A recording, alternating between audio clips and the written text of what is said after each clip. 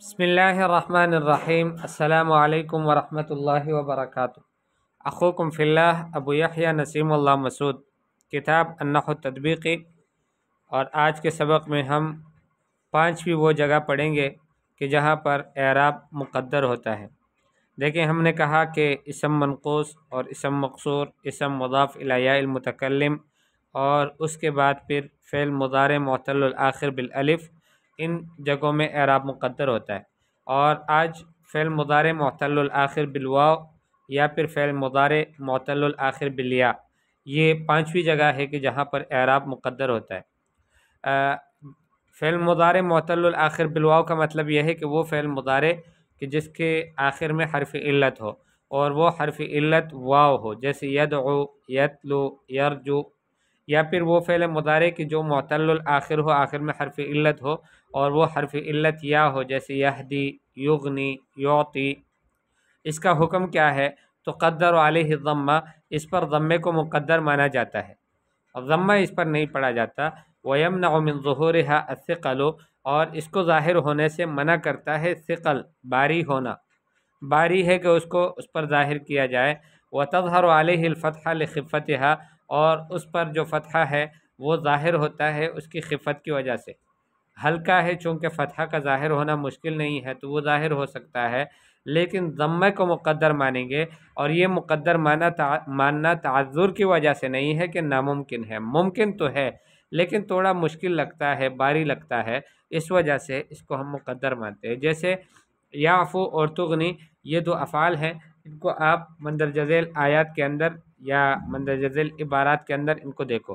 قال تعالی وَيَعْفُو عَنِ السَّيِّئَاتِ، تو یعفو ہے، یعفو نہیں ہے، ٹھیک ہے۔ یعفو اگر پڑھ لیا تو پھر تھوڑا باری ہوگا، یعفو، یعفو عن السیئات، واو کے اوپر ضمہ نہیں پڑھ سکتے۔ یعفو فعل مضارع مرفوع ہے لتجردہ من الناصب والجازم، اس لیے کہ یہ خالی ہے ناصب اور جازم سے، تو جو فعل مضارع خالی ہوتا ہے اس سے پہلے نہ ادوات جزم ہو نہ ادوات نصب ہو، وہ فعل مضارع مرفوع ہوتا ہے۔ وعلامت رفعہ الضمۃ المقدرہ علی آخرہ، اور رفع کی علامت ضمہ مقدرہ ہے آخر میں۔ منع من ظہورہا الثقل، اس کو ظاہر ہونے سے باری پن نے منع کر دیا ہے کہ باری ہے۔ قال تعالی عسى اللہ ان یعفو عنہم، تو ان یعفو، وہی یعفو ہے جو اوپر تھا، یہاں پر چونکہ منصوب ہے یعفو، تو فعل مضارع منصوب ہے ان کی وجہ سے، ان ناصبہ آیا ہے، اور نصب کی علامت فتحہ ظاہرہ ہے آخر میں، ٹھیک ہے۔ کیوں آخر میں فتحہ ظاہرہ ہے؟ لخفتہا، چونکہ وہ خفیف ہے، فتحہ ظاہر ہونا تو مشکل نہیں ہے۔ عسى اللہ ان یعفو۔ قال تعالی لا تغنی شفاعتهم، تو لا تغنی یہ فعل مضارع ہے، مرفوع ہے لتجردہ من الناصب والجازم، چونکہ یہ خالی ہے ناصب اور جازم سے۔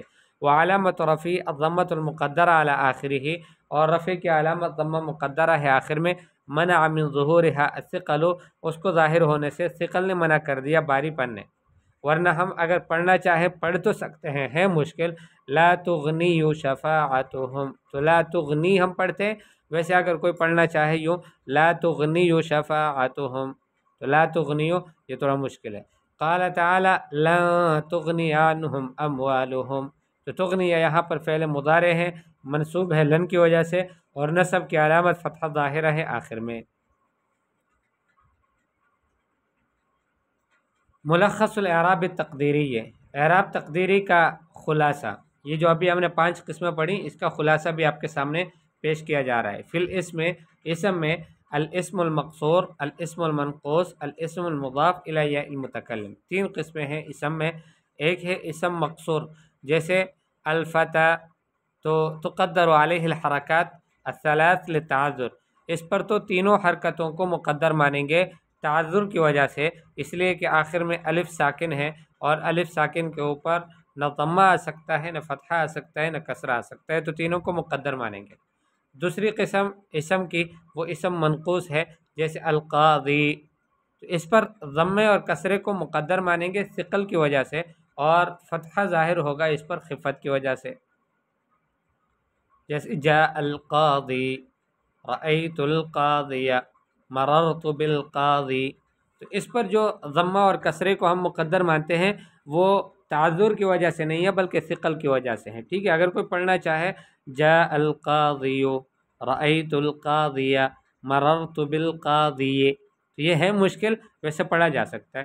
اس کے بعد ہے الاسم المضاف الی یا المتکلم، جیسے کتابی، تو اس پر تینوں حرکات کو مقدر مانا جاتا ہے، اور وجہ اس کا نہ تو تعذر ہے اور نہ اس کی وجہ جو ہے وہ ثقل ہے، بلکہ اشتغال المحل ہے بحرکت المناسبہ، مناسب حرکت کے ساتھ محل کا مشغول ہونا، یہ اس کا سبب ہے کہ یا اپنے ماقبل کسرہ چاہتا ہے تو ایک کسرہ تو اس کی وجہ سے آ جاتا ہے، تو اعرابی حرکت دوبارہ اس پر نہیں آ سکتی، تو اس وجہ سے ہم اس کو مقدر مانیں گے تینوں حرکات۔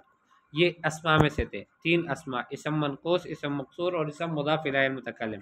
اور فعل مضارع میں جو معتل الاخر ہو، معتل الاخر بالالف ہے، جیسے یسعی، اس پر ضمے اور فتحے کو مقدر مانا جاتا ہے تعذر کی وجہ سے، کہ آخر میں معتل الاخر بالالف ہے، آخر میں الف ہے تو اس کے اوپر نہ ضمہ آ سکتا ہے اور نہ فتحہ آ سکتا ہے۔ اور معتل الاخر بالواو اور یا پھر یا بالیا ہے، جیسے یدعو اور یعطی، اس پر ضمے کو مقدر مانا جاتا ہے ثقل کی وجہ سے، اور فتحہ اس پر ظاہر ہوتا ہے خفت کی وجہ سے، ہلکا ہونے کی وجہ سے۔